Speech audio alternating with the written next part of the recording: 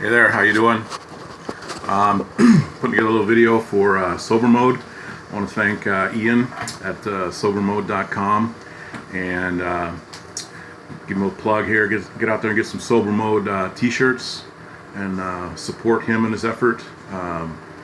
Get out there and get the word out for recovery and awareness and help the addict that still suffers. My name's Mike, and I am in recovery. I just passed 27 months clean and sober. My last run was with crystal meth. I was using probably for only about 6 months, and it quickly put me on the streets. Lost my house, my car, job, all that kind of stuff. Family. I literally had a backpack with some clothes, and homeless, roaming, all over Oregon. Started in Salem, went south a little bit to Albany, and then up north to the St. Helens area, Scappoose, and then over to the Dalles, and then back to Scappoose. So yeah, it was really,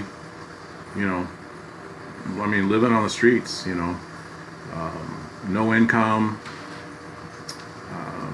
just hustling and flying signs, on the street corners. And that, remember each day that revelation of, okay, how much am I going to get today? All right, I got enough to, continue to get high, or I'm not getting high today. I just got enough for maybe a burger or something, So just kind of dependent on how things went down as far as what my plans for that day would be. Started using when I was about 15. I say that I was even an addict before then, as a young child, with sugar and food and getting into my dad's magazines and stuff like that, shoplifting, just anything to get a rush, because I was an addict and I didn't know I was at the time, so thought it was normal. Always felt less than growing up, so once I started using, that kind of took that feeling away, helped provide numbness and stuff. Started with alcohol and marijuana. I'd smoke before school every day. I really pissed away a lot of opportunities, I believe. I think I still accomplished a lot in high school, but I also believe in my heart that I could have done so much more if I had been 100% me, 100% engaged. And using drugs obviously takes that away. Kind of what I want to share with you today is a little bit about the day, I guess, or the days that I made that decision to make a change. So I was in a rather small town, flying signs, trying to make some money, riding some busted up mountain bike I'd found in a field around town, just my backpack, taking whatever handouts I could get from restaurants, or like I said, flying a sign. Kind of felt like a stray dog, basically. I ended up crashing at this apartment of a lady who was pretty crazy, quite a bit older, always on meth, and it was working out great there for a while, just because stuff was always coming through. Always something going on as far as that goes. But when the money stopped, the party stopped. I was tired of getting, waking up in the park by cops. Hey, I can't sleep here. Waking up and not knowing if it's daytime or nighttime, or trying to come up with a quick story of why, where, and how, and all that kind of stuff. Unfortunately, I didn't end up with a record, and so every time they'd run my stuff, I was, clean and just said, hey, I've fallen on hard times, try to act as sober as possible. The one day, I can't even remember, like that light or anything went on, but just one day I was like, I'm done, and that classic I'm done before I'm done, still using and stuff because, but in my mind I was like, we're getting out of this, we're gonna circle the wagons and make a change. And I noticed that right away when I started doing that, my higher power would meet me halfway, and it kind of gets me choked up a little bit sometimes to think about, but I would go to the public library in that small town, Scappoose, and freshened up my resume, I didn't add logistics and distribution to the resume, although I could have, and my references are the dope man down the street, but I moved a lot of product. I come from a background of some professional jobs and stuff like that, warehouse management, cost accounting, business analyst type stuff. No schooling per se, but just on the job training and figure shit out. So quickly got some replies and some setup for interviews and stuff like that. But here I am, stuck in a small town, not a pot to piss in, or a dollar in my hand, or just got a backpack with a few clothes that I wouldn't want to wear in front of anybody, and who knows what I smell like. So I placed an ad in Craigslist for some stuff, some interview clothes, kind of a short story about what I'm doing and trying to get back on my feet and stuff, and not about the drugs and things like that, but just trying to get back on my feet. And this couple helped me out, gave me some great clothes and toiletries and stuff like that, button-down shirts and ties and everything. So I took that with me and went to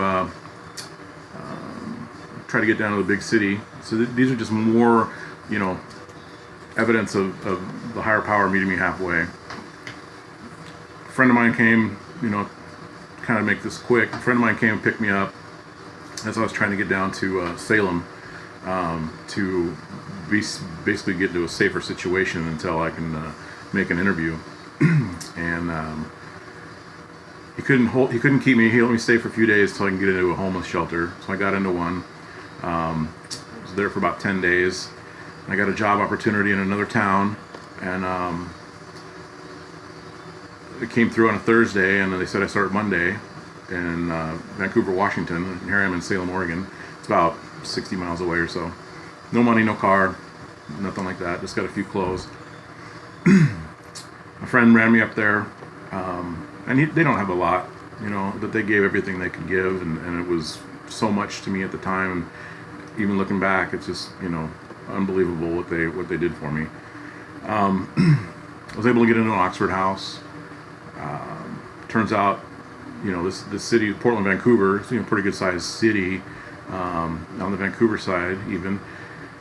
Turns out the job and the Oxford house are 1 mile apart. So again, the higher power really, active and obvious in my life at that time, and even still. But that was the boost that really got me up, on my feet. And then from there, each and every obstacle, I was able to pursue and work through, getting a car, getting, a job that I started there didn't work out, so found another one. That lasted a little bit longer, but that didn't work out, so, eventually found another one. Started a relationship.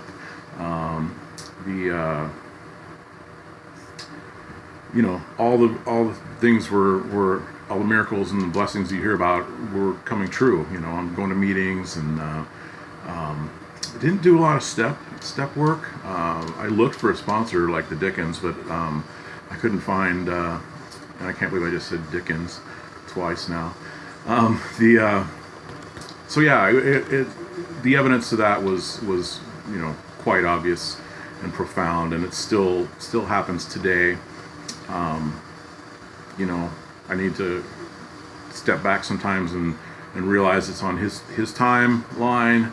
If something doesn't work out, if I find myself paddling upstream a little too difficultly, if things aren't happening, their signs aren't coming my way as far as this is the right thing, then maybe I need to change direction. I'm not saying I don't need to not work hard. I think working hard is different than paddling upstream, if you will. So here I am today, 27 months clean.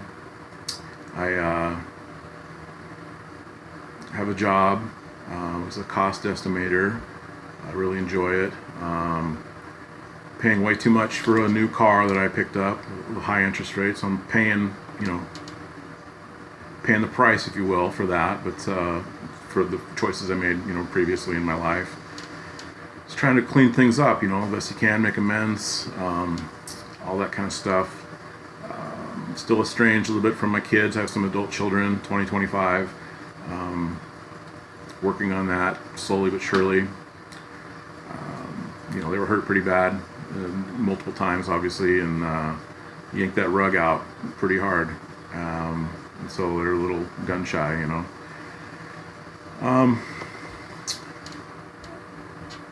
I've also come across some things that have been amazing in my life that are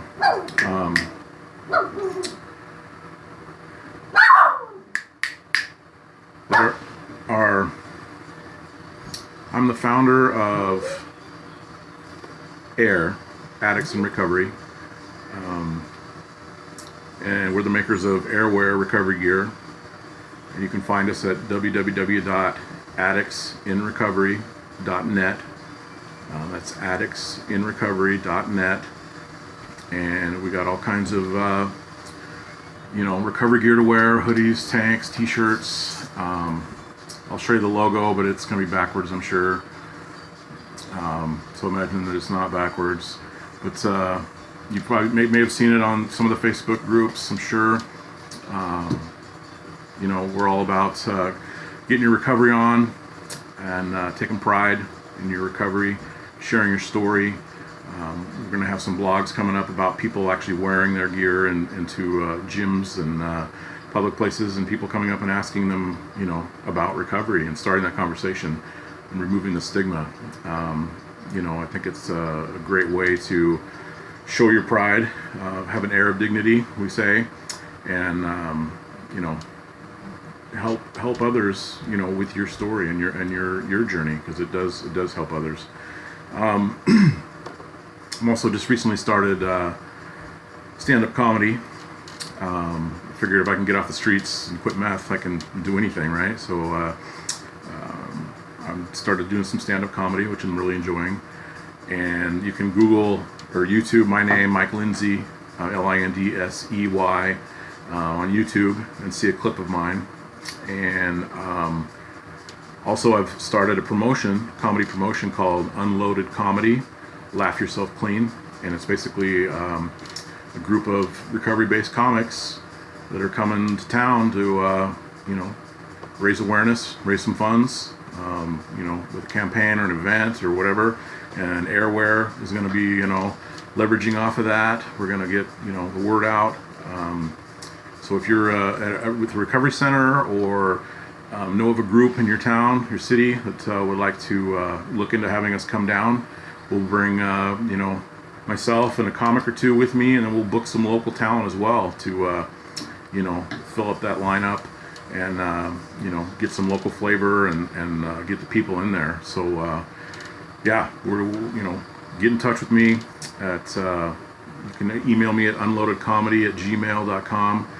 You can see my Twitter @unloadedcomedy, and a website will be coming soon. So we just got this going, so we're really excited about it.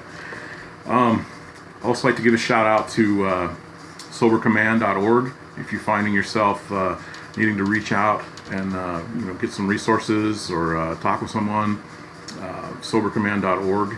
It's just finishing up with construction, but it's going to be a great resource to help yourself or help find resources to help others. Also, again, I want to give another shout out to Ian. I think this is great what he's doing, putting together these videos and helping people get their story out there. Again, SoBeRmOdE.com. Go get yourself some cool gear. He's putting together some really cool stuff. And I do some t-shirts as well, and I look at his stuff and I'm like, oh man, I wish I would have thought of that one, you know. So great job, Ian. Really good job. And I love to, you know, we talked about it, getting together, collaborating on an event.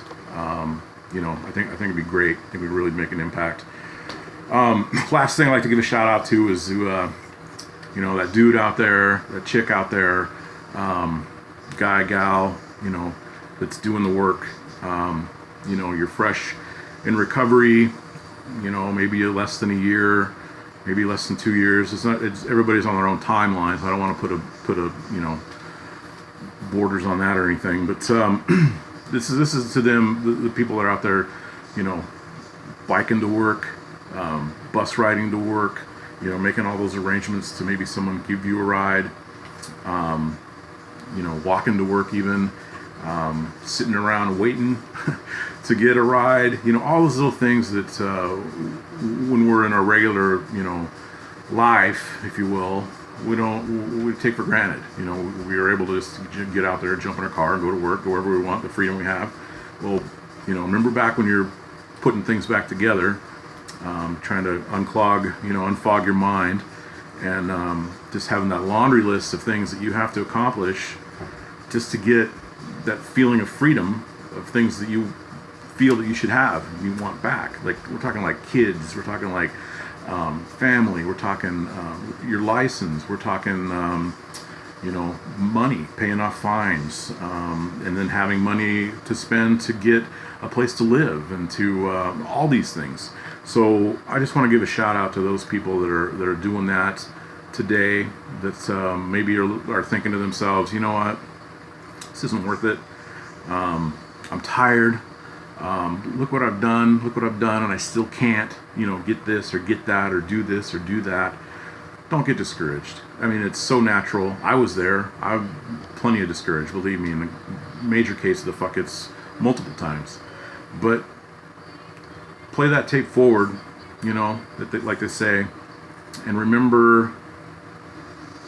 try to remember compare your problems today with the problems you had, you know, the last day you were using, you know, before you decided to get help and make that change to reclaim your life. Think about that. Think it through. You know, take a look at what you have accomplished, even if it's, you know, you're clean for 3 days and you haven't taken any steps to do any of this stuff. You've taken the steps to get clean, change your life. You're reaching out for help. You're admitting that you're powerless over the addiction. And, you know, hats off to you guys. I'm not going to take mine off right now, but I got bedhead. But seriously, very proud of all of you. Keep going. It does get better. You may not see the light at the end of the tunnel right now, but light that bitch up yourself, right? Is that what they say? You know, just keep on keeping on. Hit meetings, you know, get a sponsor, reach out to these Facebook groups like SoBeRmOdE.com, you know, SoberCommand.org, SoberCompanion.uk. There's all kinds of stuff out there for you to reach out to, resources. You know, it's you can do it. You really can do it. It's unbelievable, the changes that I've made in my life. You know, I feel that I'm better than I was even before. I didn't realize how sick I was, quite first, you know, how long I was sick. You know, all the way back to when I was a teen, starting to use drugs. You know, that addictiveness is cunning and baffling. You know, it really, really is, and will surface through, you know, drugs, sex, money and gambling, food, you know, relationships, you know, treating, you know, all that serial dating, you know, even chaos. I found that I was addicted to chaos. You know, the more I stirred things up in my life, the more I had to fix it, and okay, I fixed it, that's great, and then continue on, you know. So there's so many things that we become addicted to, and that can restart our addiction and cause relapse. So keep going. Like I said, you can do it. It's worth it. You're worth it. And take it easy on yourselves. Don't should on yourself. You know, I should do this, should do that. No, keep doing what you're doing. If you need a plan to get something, you know, make that plan. Make a goal. Sit down with someone and say, hey, you know what? I need help. Can you? You're responsible. Can you, you know, help me with my money? Can you help me with a ride? Or this is the goal I need to achieve. How can you help me do that? Keep me accountable. It's okay to ask for help. It really is. And I think it took me a long time to realize that.